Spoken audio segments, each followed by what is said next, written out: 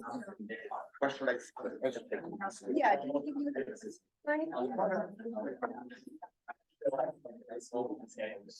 And either way, and I think the mic. Yeah, I picks up my from mouse. yours, so, Yeah. yeah. I think you Oh, you have the L, so then you can move around.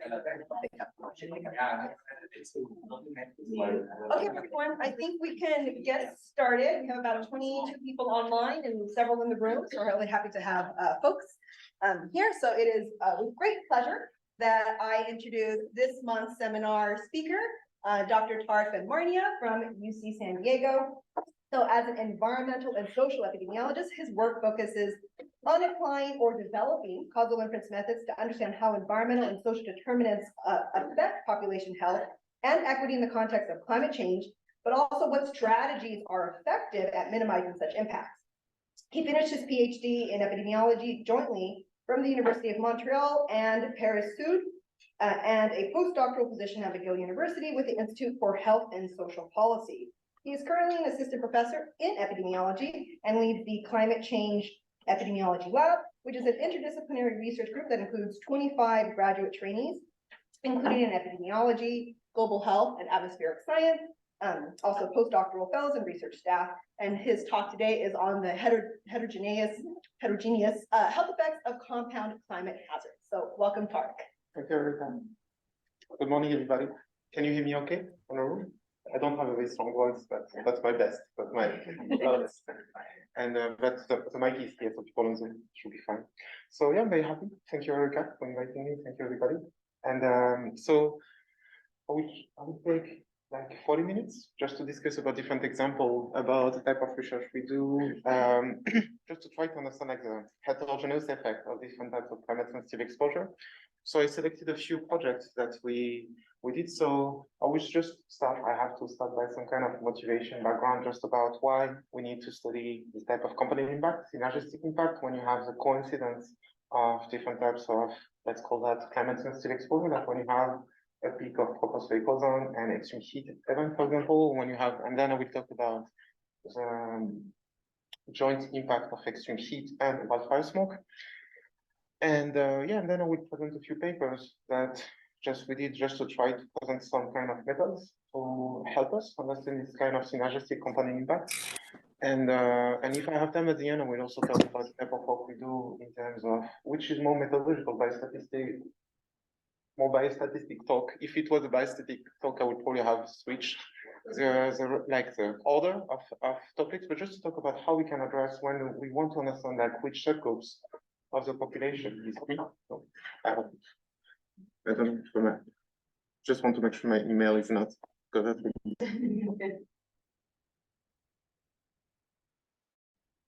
No, that's not me.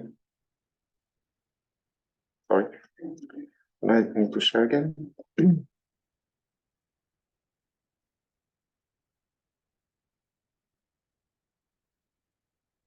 Sorry about that.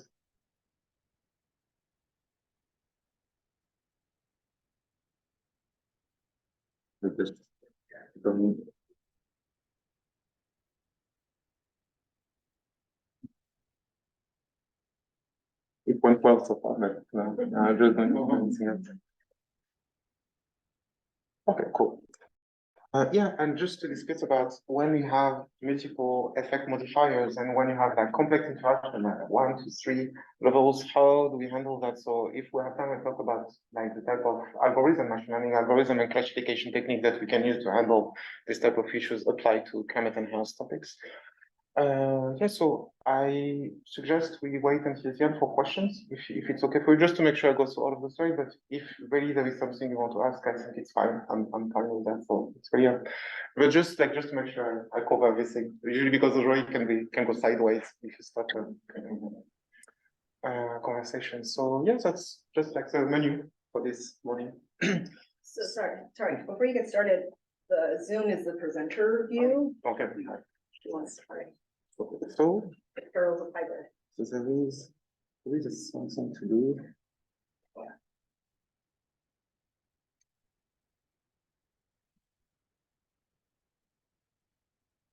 What about now? Okay. Thanks. Okay, awesome.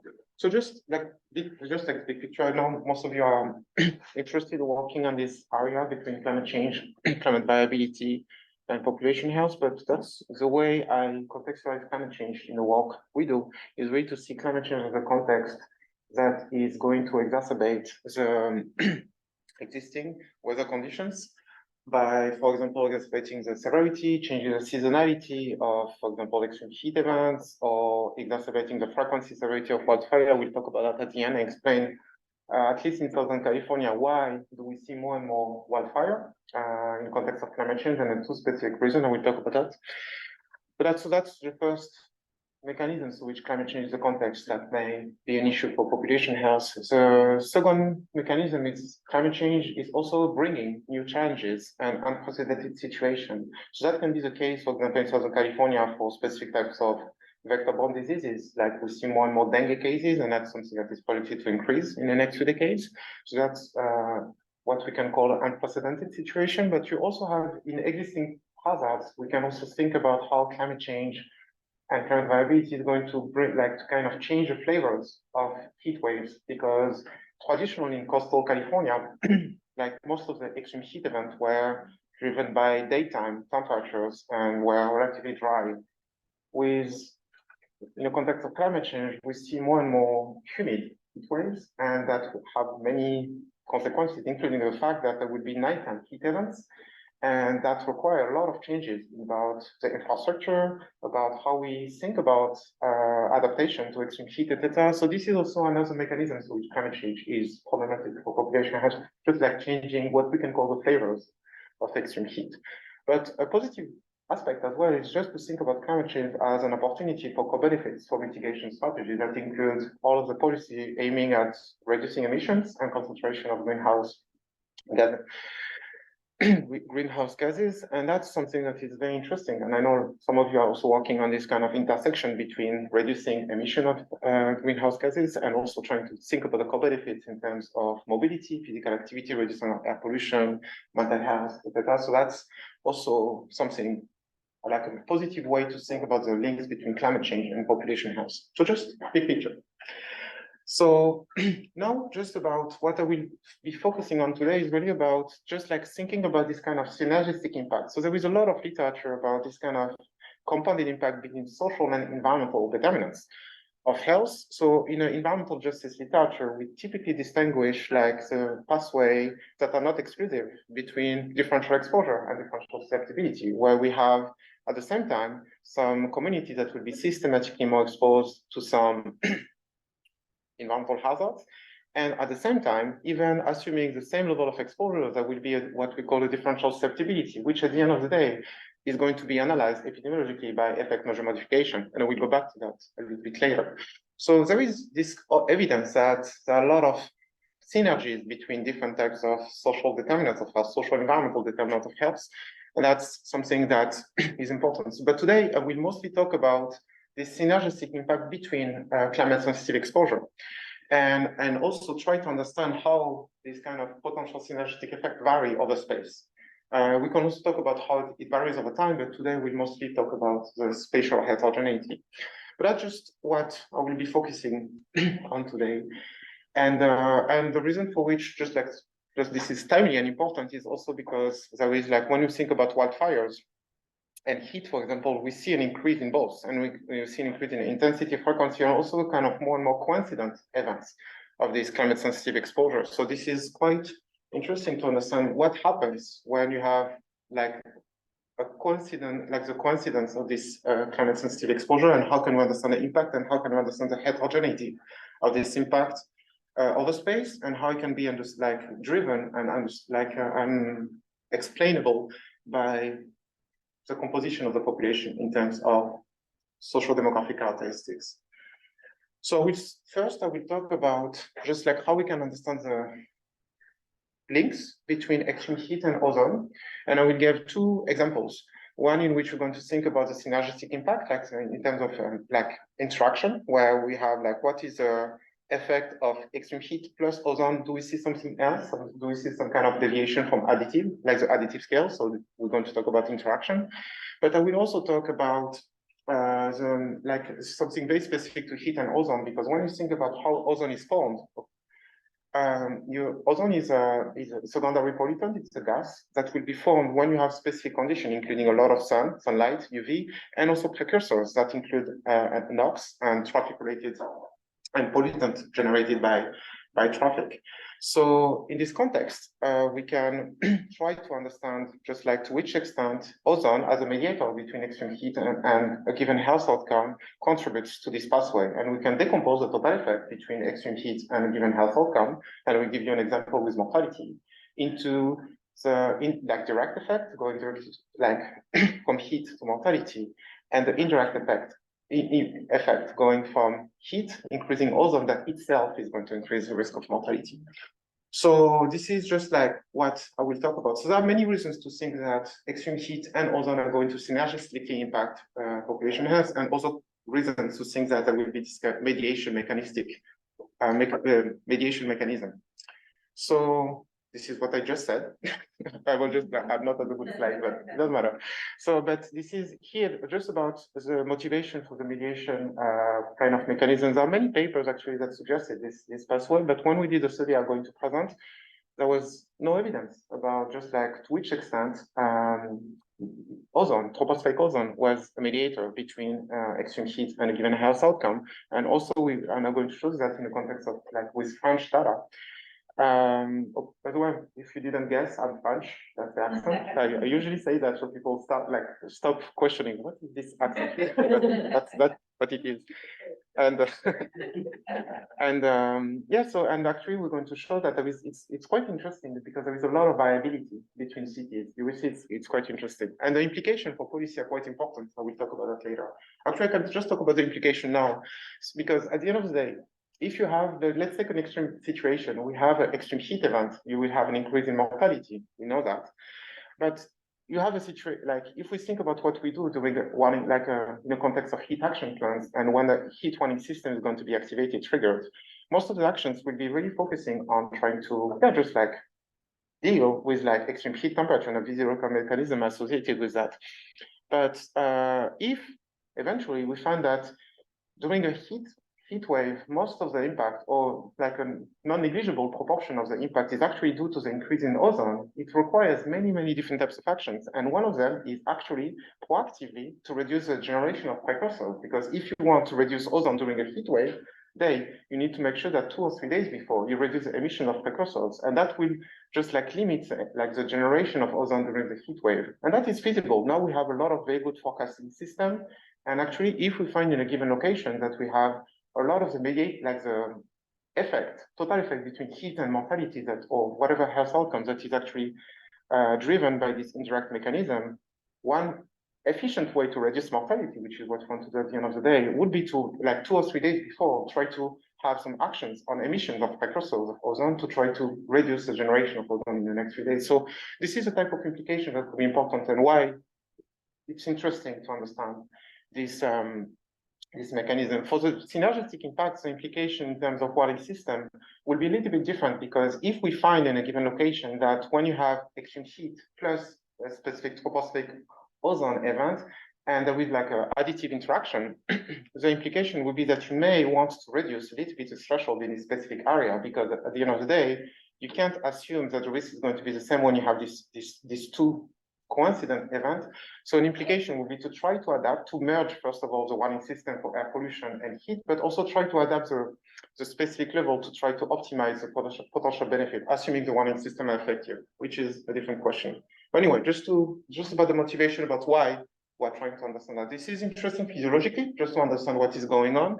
And also there is a lot of methodological interesting stuff to do, but at the end of the day, the implications about what I just described. So just to not forget that at the end of the day, this is why we're developing all of these techniques. Okay, so first I will talk about this paper, which is a paper that we published 2 years ago, I think, 2021, in which we're interested by understanding the spatial variability and a synergistic impact between extreme heat, and we compare different types of extreme heat events and tropospheric ozone. And So the idea was to understand like the very small scale variability in this synergistic impact. So at the end of the day, to do that, we developed a new method to do that, to really understand like how like the additive interaction between extreme heat and ozone was varying, like zip code by zip code. And then after understanding that, the idea was, okay, so if we have some heterogeneity, assuming we have some heterogeneity in this synergistic impact, what is driving this heterogeneity? What would be the characteristic of a given zip code in terms of, could be like the proportion of people above 65, the proportion of people being unemployed. It can be like the long-term exposure to PM2.5, like the characteristics in terms of green spaces, etc. What is explaining this spatial variability in this synergistic impact? So that's what we wanted to do. So in terms of what we use, so we focus on California. Everything I talk about today is in California, like where we are, and I think it was that's also where we do most of our work in this topic. But so we used traditional sources of data. So we use grid maps from temperature and define zip code specific heat events, and we use multiple definitions. But for what I'm going to show you, just based on one specific definition for a specific zip code, any day above the 95th percentile in this temperature distribution of maximum temperature was defined as an extreme heat event. So this is what I'm going to focus on for the example, that we compare different extreme heat events, because that's a separate conversation, but the concept of heat wave doesn't mean anything. This is just like not a scientific concept. So heat wave just like an extreme. Sorry? Thank you for saying that. Oh yeah, this is just random. 2 days or 2 days, doesn't matter. No, it just at the end of the day, this is just like this is what makes people more affected, and then at the end of the day, you need to compare this kind of definitions with actually what like a specific jurisdiction is willing to invest, and then we can have a conversation. But heat wave doesn't mean anything. This is just like like a specific conditions that are not usual that are going to send people to the hospital, and there are many of them. Anyway, that's part conversation. Cool. That's but we have a lot of conversation with National Weather Services about you should stop thinking that this, because when you, sorry, I'm going sideways again. This is when you just like you start by saying, oh, this is a heat wave, and then we understand the impact. You just like not asking the question in a good way. We should first say, okay, we have different types of heat conditions. Which one is driving most of the burden? And that will be, okay, so this is probably where we should start if we want to optimize the benefits. Instead of starting by, oh, this is a heat wave according to whatever characteristics that are meteorological or climatological, and then try to understand the impact. We should a little bit, anyway, that's a separate conversation, but that's important to remind ourselves that the concept of heat wave is a little bit arbitrary. And we really need to understand how we want to use it, to operationalize it, to make it make sense or not. Anyway, sorry. So same thing for ozone. We just defined a binary event just for the specific application of this method. But again, we compare different thresholds because, as you know, like those response relationship between tropospheric ozone daily and different types of outcomes, including mortality, is log linear. So there are different reasons to choose specific threshold. But for this specific method, we focused on a binary exposure for simplicity. And for the health data, we use what you're probably already familiar with, we call that HCI now. This is just like the ratio of all the hospital admissions and emergency departments visiting California that are available at the zip code level daily. And we have the primary ICD codes, and we have age, gender, and race ethnicity in this way. And actually now, apparently they released language, like what type of language people are speaking. So that's new, that's interesting. Anyway, so that's what we did. So now about the approach. So we'll take 2 minutes to explain the approach. So the idea is really, we want to understand in a given zip code, what is the synergistic impact between extreme heat and tropospheric ozone. So to do that, we're going to use something that we can see as a spatial extension of a case crossover, but it's kind of not exactly a case crossover. The inference is not exactly the same. But the idea is that on a given, let's say we have on a given zip code, today we have a heat event.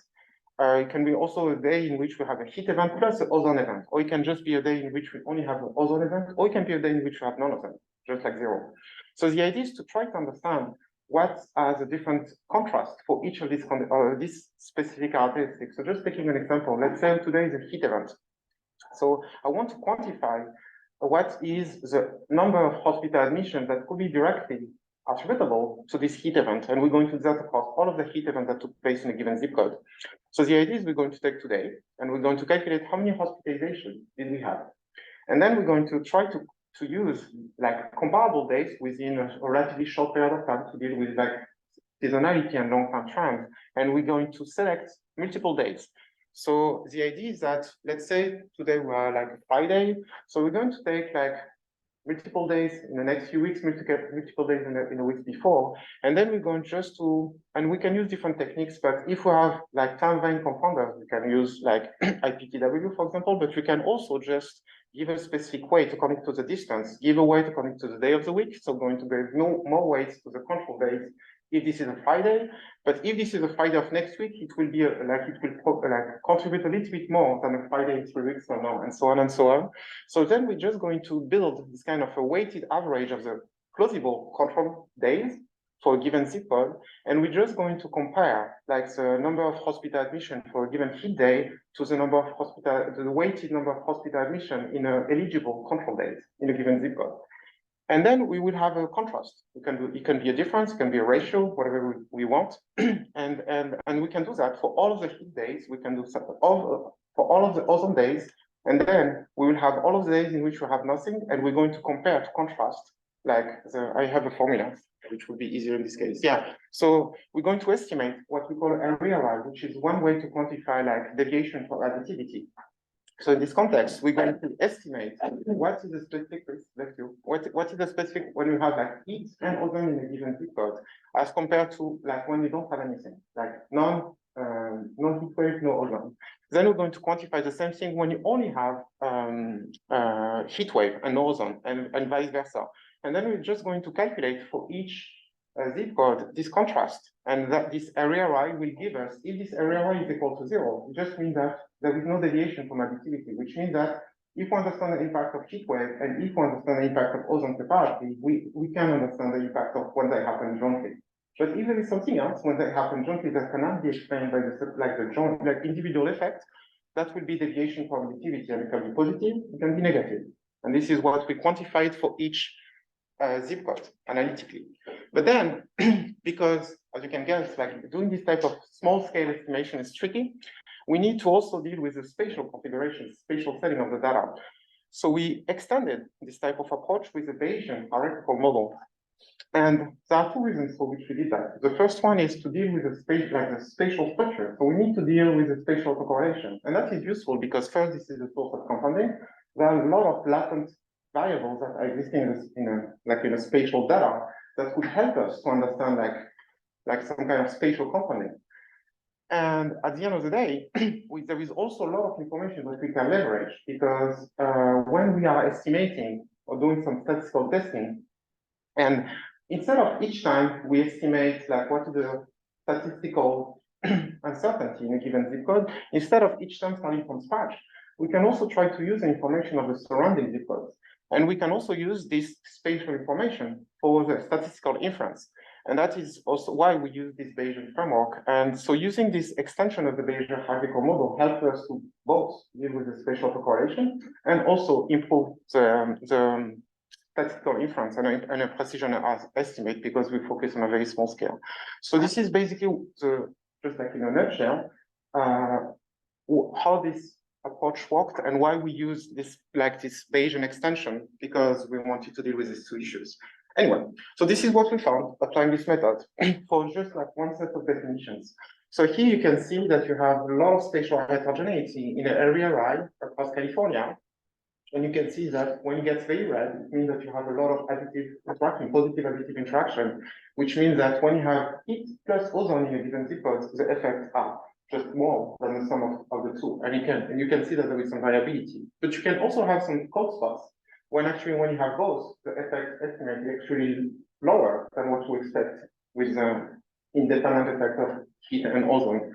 And then what we wanted to do here is just to see what is explaining. I don't know if you can read, but this is like we focused on multiple zip code specific characteristics to try to see what is explaining the spatial variability of this area, right?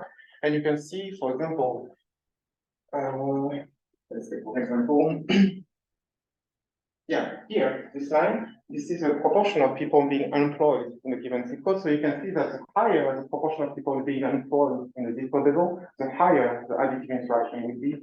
So this is how we can try to understand the drivers of this spatial heterogeneity. And to do that, we just run like a random effect meta-regression, because then we have this kind of like distribution of area, right, with the standard error that we can then meta-analyze, and then we can run a meta-regression with these time-fixed characteristics to try to understand what is driving the heterogeneity of this zip code specific effect estimate.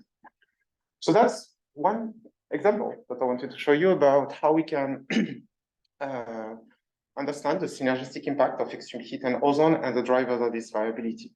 So now we'll just very briefly talk about just like the mediation example. So this is a relatively simple setting, but what we wanted to do, and we did that in France, to just across multiple cities. So the idea was really to focus on different types of heat wave definitions, but mostly to decompose the effect between extreme heat and total mortality and mortality for like CVD and respiratory causes in relation to the changes in tropospheric ozone. So we focused on 15 cities. We used as the main analysis the official Météo France heat wave definition that changes across cities. And we also use NO2 as a confounder, as a time bank confounder, because it's a good proxy for the ozone precursors in the days before. So we use that in our modeling approach too. And yeah, and we use like daily mortality for non-accidental deaths, and we also consider specific acidicals. Okay, analytically, so it's relatively simple setting for mediation. So again, that would be another topic, but mediation analysis could be quite tricky. You need to think a lot about like the reason for which your estimates are going to be biased. But in a relatively simple setting, when you have one mediator and when you just don't have like confounding between the mediator and the outcome that is induced by the exposure or additional mediators, the situation is relatively straightforward. And this is what we had here. So we use a very simple product method for that. And actually, we also, in this specific example, across all of the cities in France, we didn't identify any interaction between heat and ozone in this specific setting. So at the end of the day, in terms of the estimate, the natural direct effect and the control direct effect have the same interpretation. So here, the idea of a product method is really to run two sequential regressions. One with the outcome of the dependent variable, in which you're going to include the mediator and save the coefficient. And theta1, which is a coefficient that's a heat wave in this alpha model, can be interpreted as a control or natural direct effect, because we don't have any interaction between the mediator and the exposure. And then you run the second model, in which you're going to try to understand how heat wave is explaining the variability in ozone, and you're going to say this coefficient as a product of beta1 and theta2 can be used to calculate the natural indirect effect. And this is what we did. So we calculated for each city the natural direct effect or direct effect, the natural indirect effect, and we calculated proportion mediated, which on a multiplicative scale can be estimated in this way. And then of course, for all of the, like, if you go on the GitHub page in our website, you have all of the syntax and something for the paper I showed you before. You have everything if you want to. And here, this is what you find. I don't know if you can see very well, but this is just on the left, across cities, the total effect, the natural direct effect, and the natural indirect effect. And here you can see just like the proportion mediated. And what is interesting is that you have a lot of variability across cities. For example, in Paris, 11% of the burden associated with extreme heat is actually like explained by the indirect effect. So the increase in ozone itself, driven by extreme heat, is going to explain the mortality happening during the heat wave. But you have cities like Bordeaux, in which this is very small, and cities like Nantes, in which it's yeah, like 31%. So almost 1/3, which means that when you have a heat wave in Nantes, almost 1/3 of the deaths actually like happening during the heat wave are actually because of the increase in ozone and not because of the heat. So this is just like, this is the higher estimate, but this is just like to illustrate the variability and how we can use this technique to understand the mechanism. Okay. So that was one example. The paper has been published a few months ago. If you're interested, you can find the reference, find the code, or replicate that elsewhere. That's we need more papers like that to show if we see the same amplitude and if we see the same variability between locations. Okay, so now a 15 minutes, I would say. So I would like to talk a little bit about wildfire smoke, which constitutes a big part of my, like the work we do in a group about just to understand like to which extent wildfire smoke is impacting population health, and especially to which extent PM2.5 driven by what like from the smoke is more dangerous, more risky than PM2.5 from, let's call that, traditional sources of emissions, like traffic. So very briefly, very briefly, because I want time just to give you some background about, so in California, as you see, we like this figure is very obvious about the fact that when you look at in the last century, the 20 largest California wildfire took place in the last decade. And you can see a very obvious pattern and a very obvious trend.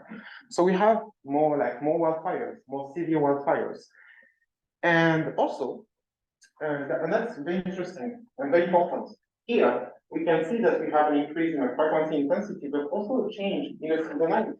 Because here we can see that most of the largest wildfires in California, and especially in Southern California, are actually taking place in the fall winter, like now. And there is a reason for that I will explain. So this is just like why we should be a little bit concerned about wildfire and the smoke especially. So there are two reasons for which we see an increase in intensity and frequency of this type of wildfire, because I forgot to mention that in California we have two main types of fire regimes, just like very in a simple way. We have the forest fire, like in Yosemite when you have a lot of smoke in a bay, etc. That will be a forest fire, but you also have like what we have in Southern California a lot is like the fire driven by downslope winds, including Santa Ana, and we're into it. This is like the season just started, and I don't know if you felt it, but this is happening. And this is very important. So the first component is really the change in precipitation regime. So California is very special because California is a Mediterranean region, and there are multiple Mediterranean regions across the globe, including Chile, like the real Mediterranean region, Australia, etc. I'm from there. And but here, California is very special because we can see that there is a change in the precipitation regime where we have like the same amount on average of precipitation in a given year, but it will be driven by two extreme patterns. At the same time, we have a reduction in the kind of non-extreme days, but an increase in the extreme precipitation days. And that is driven by some phenomena that is very specific to coastal California, which is atmospheric rivers that have a very strong seasonality. Atmospheric rivers that are, of course, exacerbated by climate change and an increase in moisture in the atmosphere are going to have a very strong seasonality. So typically February, March is where we see all these atmospheric rivers. You probably remember atmospheric rivers from last year. And so that's the first point. We have in February, March, a lot of precipitation that is followed by a long period of drought, so lack of precipitation. So that's the first component, which means that when the summer comes, you have the vegetation that grows up a lot, but it starts to become dry, and there is a summer, so it becomes even more drier. But at the end of the summer, especially in Southern California, this is also, so you have all of this vegetation that grew up and is totally dry. And this is also the season at which Santa Ana wind starts blowing. So Santa Ana wind are what we call downslope winds. And in Northern California, they also have Diablo winds. But here we should be concerned by Santa Ana winds. And they're like very special because they're very strong, very dry, and very hot. And they will be very problematic for wildfire because they come at this time of the year where there is a lot of vegetation that has been drought during the summer and is totally ready to burn.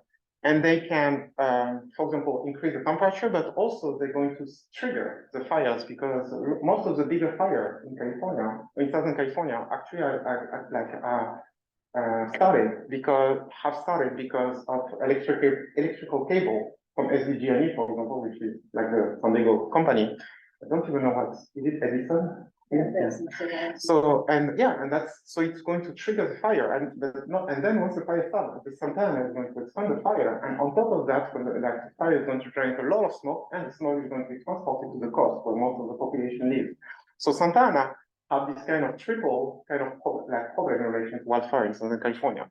So the main reason for which we see what I showed you before, more wildfires more intense and with a very strong seasonality is because of this kind of bad luck, because of this change in precipitation regime and the seasonality of Santa Ana winds. And this is why we see this very strong pattern in Southern California. Anyway, I could talk about that for more, but that's just to give you some context about why. This is not random, this is not a coincidence, it's really because of that. So, but I would like to talk about smoke, because as you know, there are a lot of issues and there are reasons to be concerned when we think about direct impact among affected communities by wildfire, because there is a lot of interpretation driven by carbon monoxide, a lot of very toxic pollutants because of the burnt built materials, etc. A lot of issues in terms of economic security, mental health, near affected communities. But most of the time, if we think in terms of the number of individuals that will be affected, this number will be relatively low as compared to the number of population that live on the coast that will be exposed to huge amount of smoke. And smoke, is constituted by many components, but the main one is PM2.5, which is small enough to be transported over very long distances. And you know that we have a lot of evidence about total mass, PM2.5, and many, many different health effects on an acute way and chronic way. But I'm going to mostly talk about the acute short-term mechanisms. So the idea is really to think about how, we need to understand wildfire smoke as a kind of source of emission of PM2.5. And as we discussed, wildfire are increasing, and now they're becoming the main source of emission of PM2.5 in the West US, including California. And this study from Ford also already showed that in the next few decades, most of the PM pollution will be driven by wildfire smoke. And I don't know if you saw this study from a few weeks ago by a team at Stanford, just showing how the increase in wildfire and the smoke emitted by this wildfire and the contribution to PM2.5 basically eroded decades of air pollution improvement. So that's a little bit sad to think about all of this investment and all of these efforts, so the Cleaner Act and different regulation, and how, because of the increase of wildfire, just basically canceled decades of improvement. So that's just in the Western US, wildfire smoke is the main air pollution problem in general. So that's also why we need to worry about that and do something. But there is an additional level of concern that we should have about the PM2.5 generated by wildfire smoke, because we know that PM2.5 through different mechanisms are going to impact population health. We know about local systemic inflammation. We know about the process involving oxidative stress. There are a lot of interesting ones that we're trying to characterize the oxidative potential of PM in different locations, and that's a well-documented mechanism.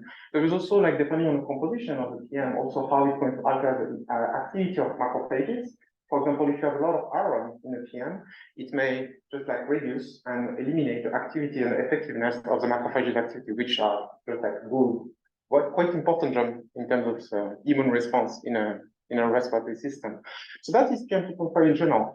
But one question that is quite interesting is to which extent wildfire PM2.5 differ from, let's call that, traditional sources of emission of PM2.5, like traffic, agricultural emissions, etc. So that's a question that has been addressed a lot in the toxicological literature in the last 10, 15 years. And actually in the toxicological literature, they found that the same concentration, the same dose of PM2.5 when emitted from wood burning can be up to 10 times more dangerous, more toxic than PM2.5 coming from traditional source of emission like building traffic. And the main mechanism that has been suggested, and this is something we still don't know exactly why, but the main mechanism that they suggest or hypothesis is because of the temperature at which this PM are going to be generated, because the combustion temperature. When you think about the temperature of combustion in a wildfire as compared to because that's like a car engine, like a motor, this is quite different, and this is what they suggest as the main mechanism for which we see this differential toxicity. So what we wanted to do, and this is what we did, we wanted to see if we can find the same pattern in a human population, epidemiologically speaking. So we did this study that we published a few years ago, like 2 years ago as well, about to which extent. So we first modeled and we compared different approaches to quantify wildfire smoke PM2.5. And we developed a specific method to actually isolate the quantity of PM2.5 on a given day in a given census tract that was actually due to wildfire smoke.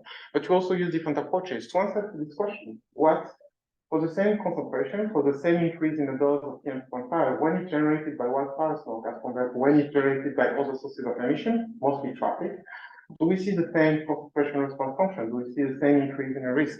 And the answer is no. And the order of magnitude is up to 10 times. Depending on the methods, we see that, for example, when you use an instrumental variable approach, you can see that, I don't know if you can see the numbers, but here this is just like this is like 0.9% like increase for 10 units increase in PM2.5 from all the sources. And here this is 12.5 for the same contrast when it's specific to wildfire smoke PM2.5. With an imputation technique, but if you have a question, I'm happy to describe that. But here we were able to distinguish. So here this is the specific dose response for non-wildfire smoke, non-wildfire PM2.5, and here it's the same contrast for wildfire specific PM2.5. And same thing, we see this order of magnitude up to 10 times more like more risky. So, and this is something that we found in many health outcomes, interestingly, and it's quite like worrisome at the end of the day, because we have this double problem. On one hand, we have most of the wildfire, PM2.5 now is driven by wildfire, and on top of that, this source of emission makes PM more toxic and more risky. So we have these two issues. And here, but this is not randomly distributed.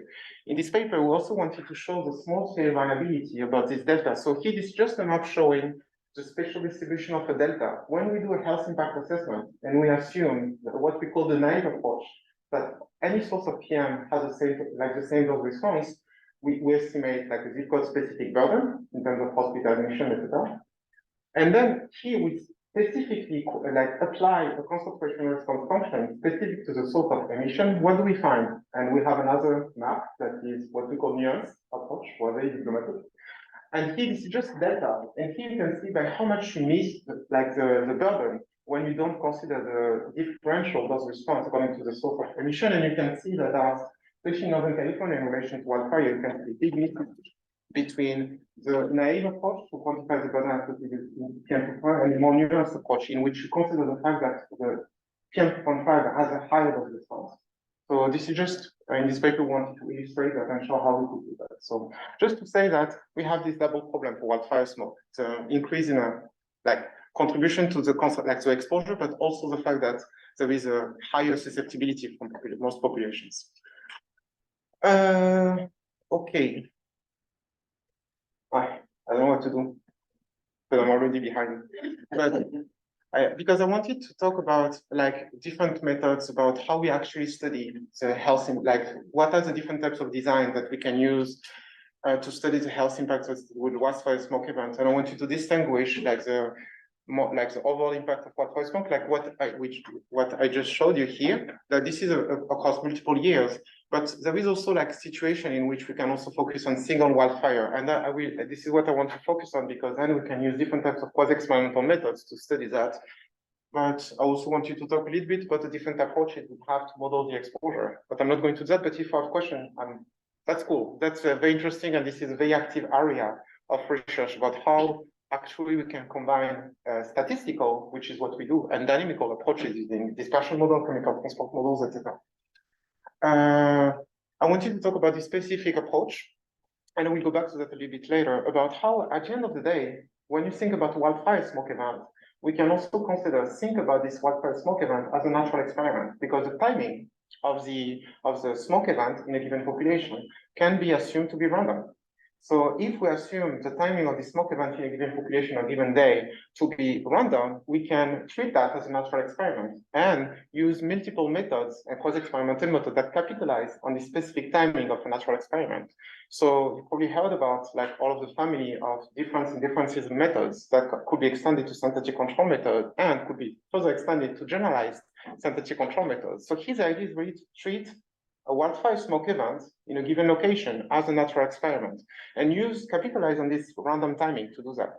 So the idea, very intuitively about generalized synthetic control is really to we have a treated group. So we have, let's say, a city that have been exposed to wildfire smoke event on a given day. And we have multiple cities that have not been exposed to it. That would be the control group. So a pool of control units. So in a traditional diff in diff setting, we would need to find just like control units that will have an exact parallel trend. So that would be ideal. This is what we just like were looking for in a traditional definitive setting, where we have a parallel trend before the incidence of the wildfire, and then we're going to use just like this parallel trend or this parallel trend in the control group to like simulate the counterfactual trajectory in the treated units. In practice, that never happens. It's very, very rare to find this parallel trend right away. So this is why when you have access to multiple control groups, you can actually build your own control group. This is what we call a synthetic control group. And most of the time, this is using a weighting procedure. So the way I usually explain that is that you have California, and you can't find a good state that mimic how California just like was just like the trend in California in the last year or something like that. So instead of trying to find a state that perfectly mimics that, you're going to build your own synthetic California. So you're going to use people from Nevada, you're going to use people from New York, you're going to use people from Washington, and you're going to give them a specific weight just to build this kind of synthetic California that doesn't exist, but it's very practical because it mimics exactly the trend of California before the natural experiment of interest. So this is the idea of synthetic control, and the generalized synthetic control is just an extension of that is quite nice, let's say, because it's more flexible. You can consider multiple treated units, and the idea is really like, it's like if you think about data mining techniques like a PCA, for example, you have multiple time varying confounders, and you also have the calendar information. So the idea, you will have a time series in the treated groups, and you have multiple treated groups, and you have the time series in the control groups. So the idea, you will try to understand how like the characteristics, the time varying characteristics in the treated groups, and the time can be summarized into like a kind of latent variable, and you will do the same in a control units. And then you will have these latent factors in both the time series in the treated units and in time series in the control units. And then you will try to understand which control units are as similar as possible to the treated units using these latent factors. And you will use a weighting procedure. So you just give more weight to the control units that have very like a lot of similarities in terms of the trend to the treated unit of interest, and you're just going to build your synthetic control in this way using a weighting procedure. So that's intuitively how generalized synthetic control work, and we can use that to analyze specific effects of one wildfire or multiple wildfire across space, and I will show you some example about that.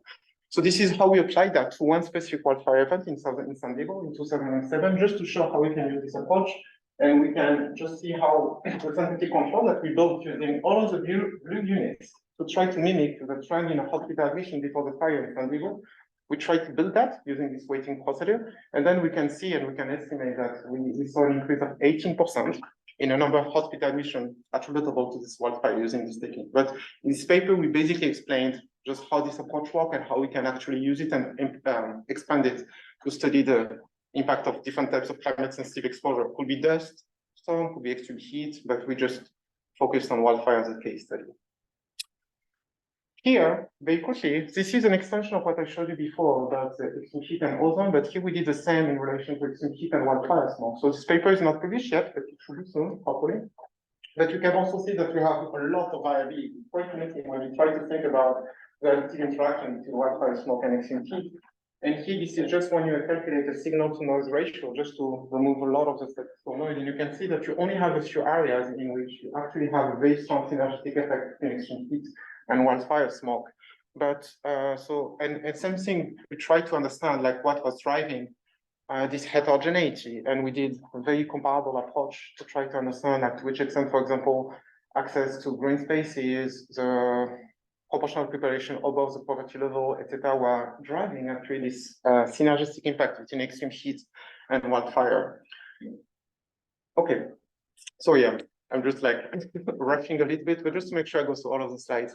And here, just as an extension of the generalized synthetic control approach I wanted to show you, this is just one approach, a very simple approach about how we can understand the drivers of the heterogeneity of wildfire smoke across areas.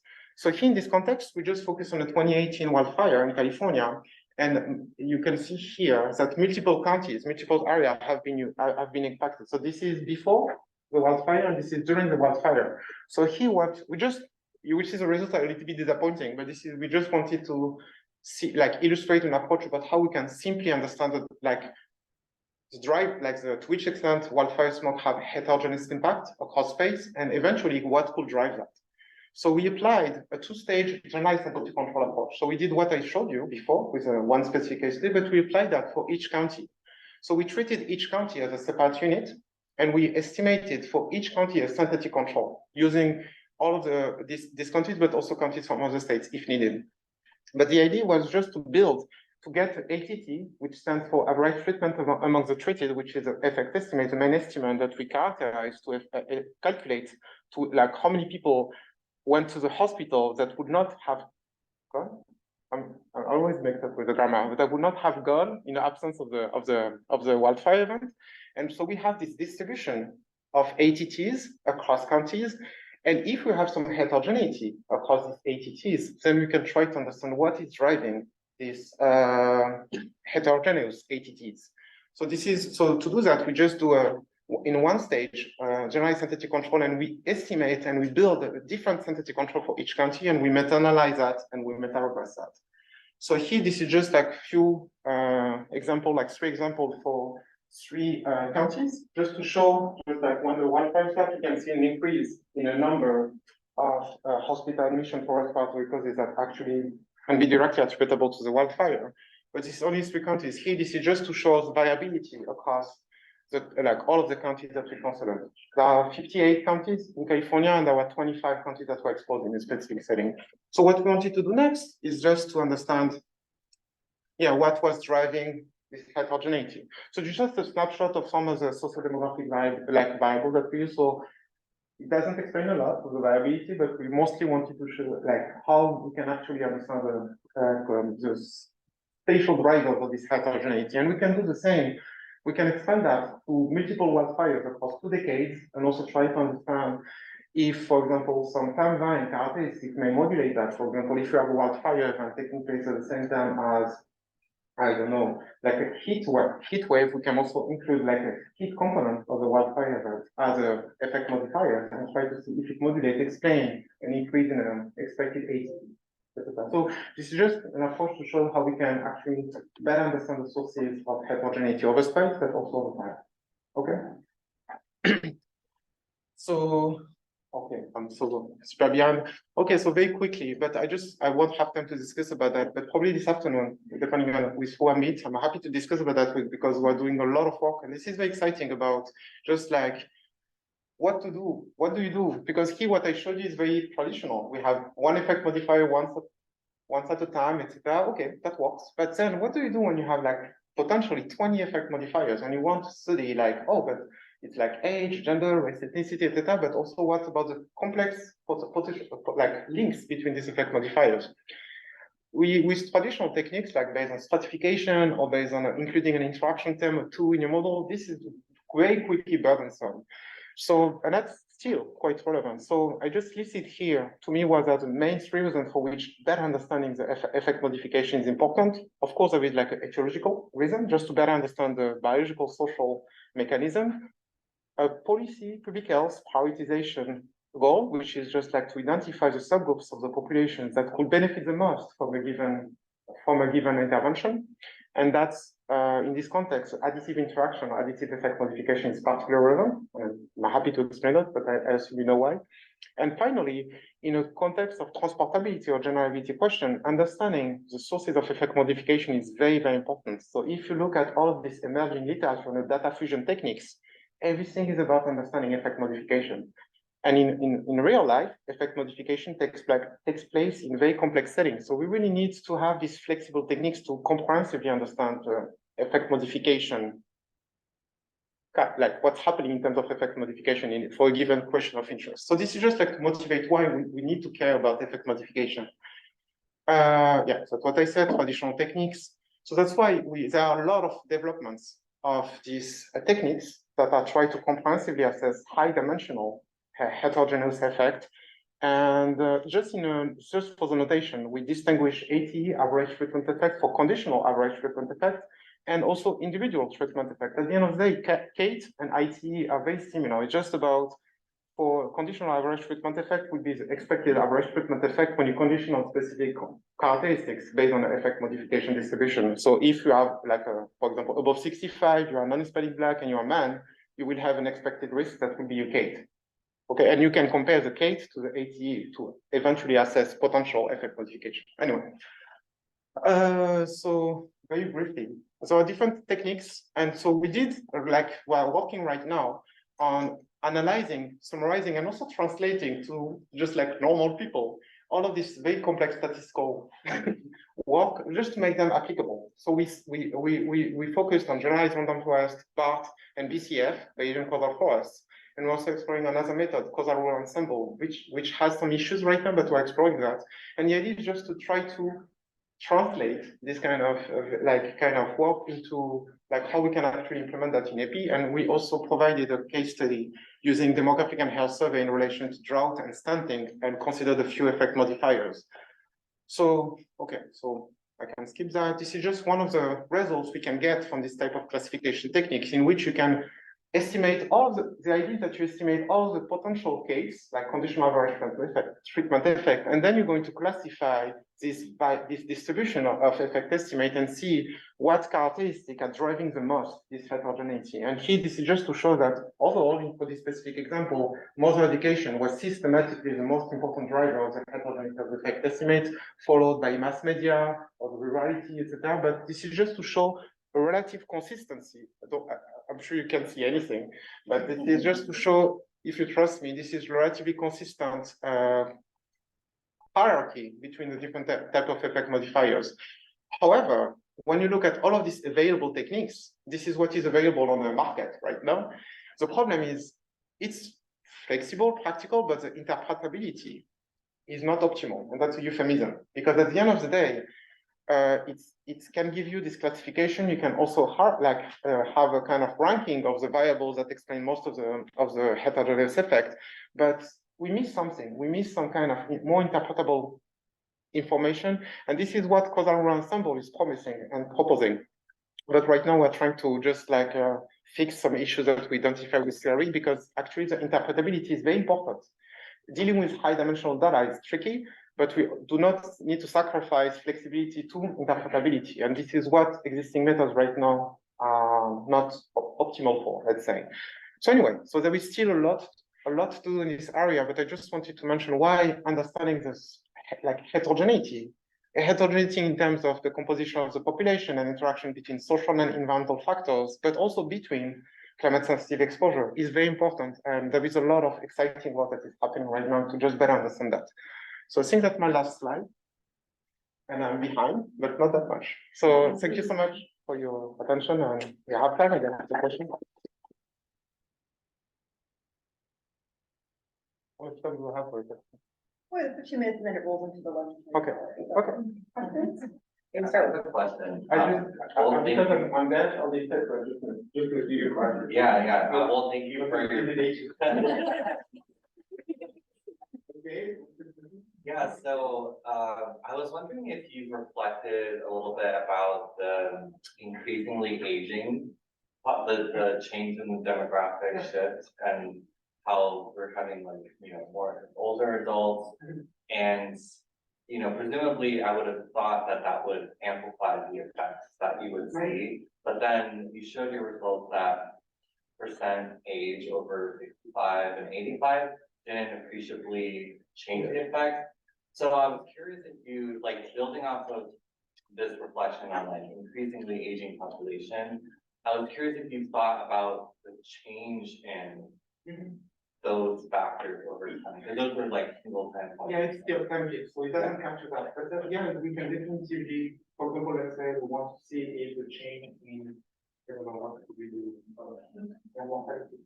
is an increase in the potential data is driven by the change in age of the global population. We can expect that. I didn't try anything about the standard component, but you can, for example, get you can do the running regression. So you're going to estimate the levels of the and mortality in each season, for example, or each month, depending on your sample. And then you can say this coefficient. You can find this coefficient that will be time specific. And specific, but you need a lot of power to be able to go. And then you can assign to each of these coefficients what was the number of people of this age, the number of people within this cognitive impairment, things like that. And you may see if it explains why, for example, the cost response between whatever kids definition of specific or metric for kids, and whatever outcome, etc., can be driven by this change in composition. You can, we didn't do that yet, but this is possible.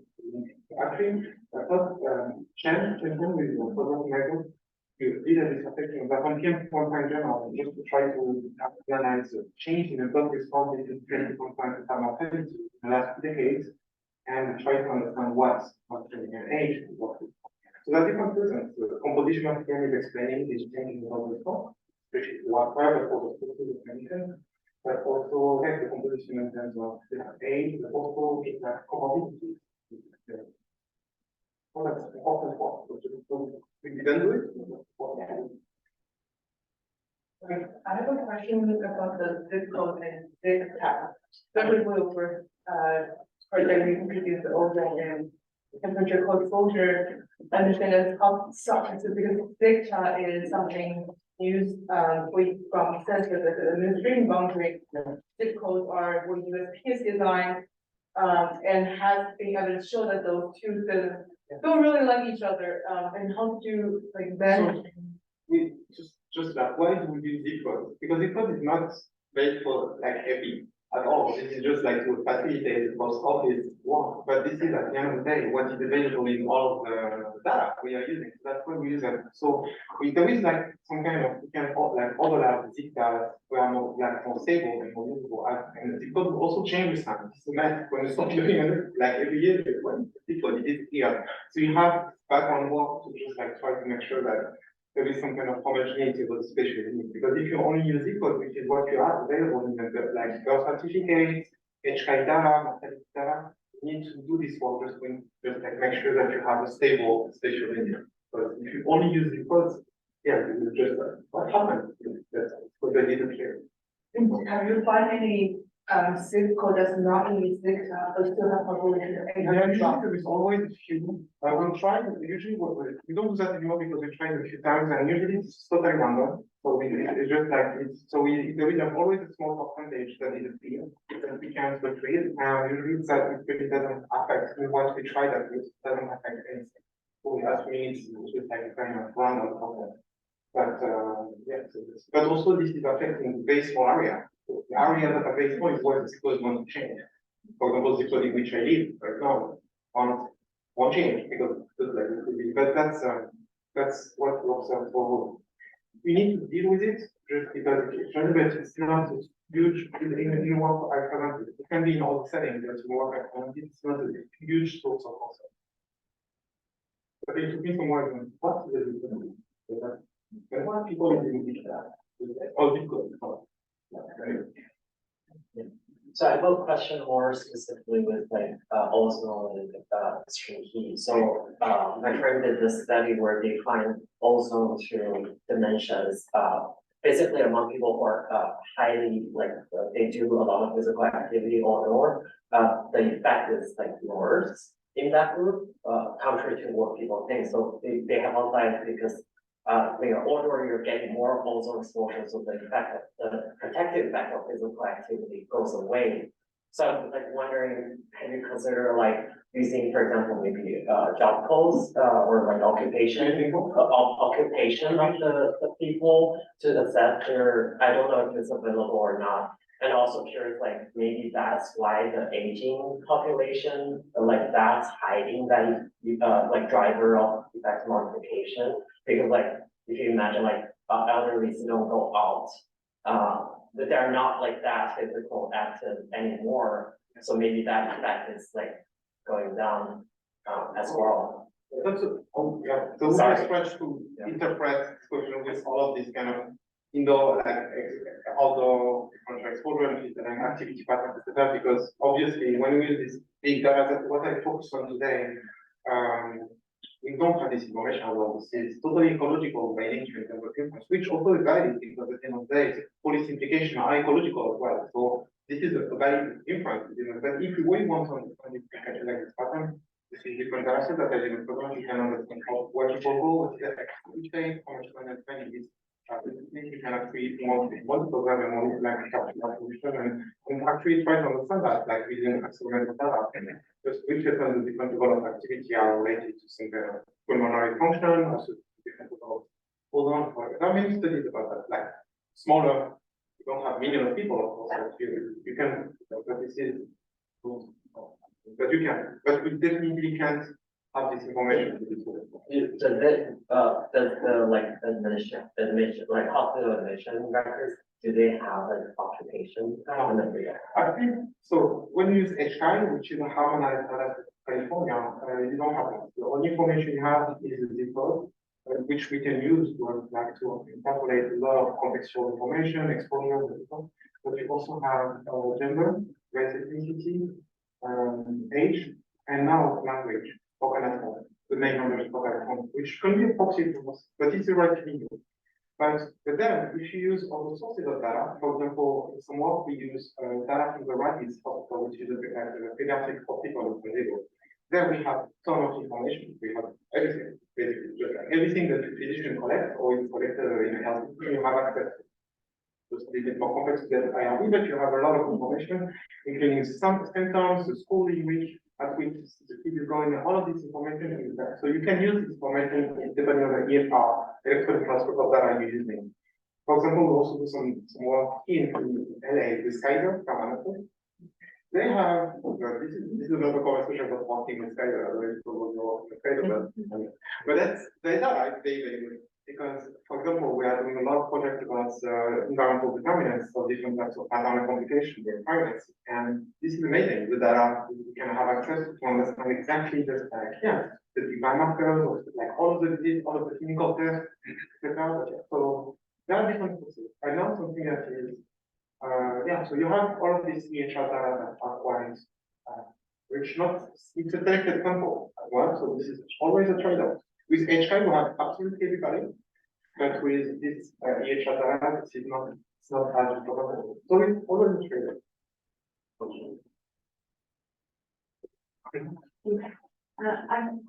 First of all, one question.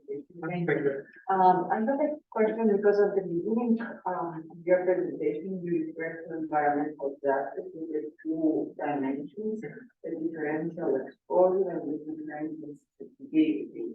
And I was wondering, how do you evaluate these two different dimensions in your analysis?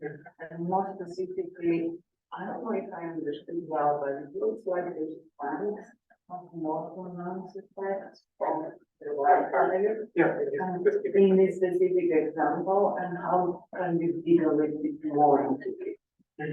So the question, so usually, so differential exposure is you can have just like using a statistical and complex for you can have the exposure being like self-reported rated and outcome being air pollution, and that would quantify the control exposure, while the control sensitivity is about effect modification. So that's usually how we do that. And actually, I didn't talk about that, but you can also combine them in a mediation framework. Yeah, that's what I was asking. Yeah, how you can combine. Yeah, because you can use a forward decomposition framework, which is when you're going to consider both.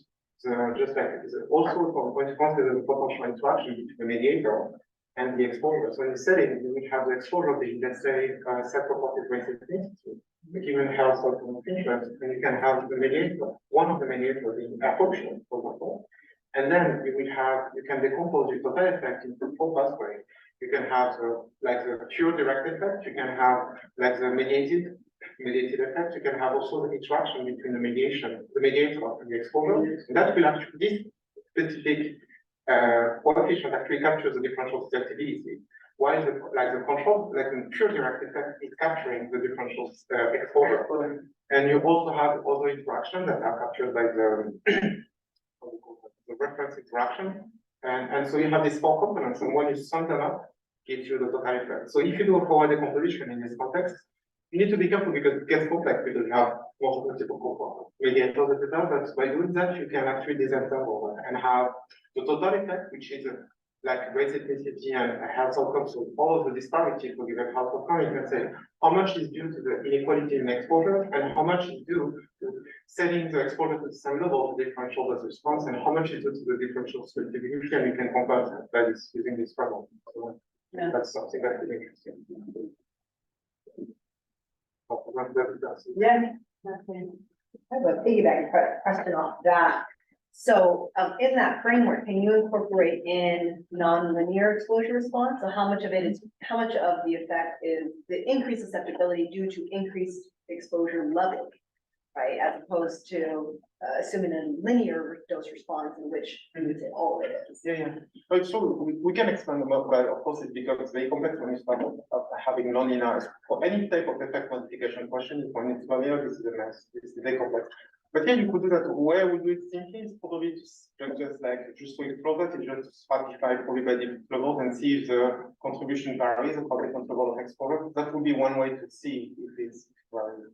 And then I will, if you have time and motivation, I will sit and try to develop, just expand a little bit the method to make it a little bit more generalizable for non-linear functions and try to propose that. But that's complex because it's the vector of coefficients. So even if you have like a U shape, you can summarize that with just two nodes, for example, with using a square function. You still have like three coefficients that you need to kind of deal with at the same time. So that's a little bit more complex. So just to do it simply. So I would not do that, just because I don't know how to do it, but I think it's feasible.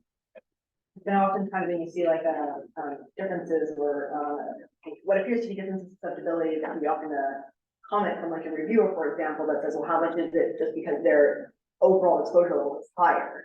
And there's non-linear exposure. This is what we set up. Just like assuming you don't have any positivity issue, because you can also have, that's a big issue in environmental justice studies, the fact that we have this big kind of structural positivity, which means that you have some cells, which is level of exposure in some subgroups that just are not observed. And it's not random. It's not, this is structural. And that's an issue, for example. It's true that if you have this positivity, that could be very hard to actually get estimate, except if you do some kind of interpolation. If you assume a log linear relationship, you can guess, predict what will happen in what you don't observe. But if you don't have this issue, technically you're supposed to condition on the exposure. So when you estimate effect quantification, you're adjusting your conditioning on the exposure. So you setting up the different subgroups of the population to the same level. So deviation from a specific additivity rectificative scale, it should be conditioned, standardized on the baseline level, assuming no positivity. But if you have a positivity, yeah, you won't be able to disentangle. If the differential susceptibility is what's happening, or if this is because there is some groups of the population that are just not exposed to high level or like that. That's true. Just gonna check if there's any questions, folks online. Doing that. So I want to respect everyone's time. We're going to transition to the lunch component of this, but before we can do the transition, give a big round of applause. For the lunch, everyone's invited.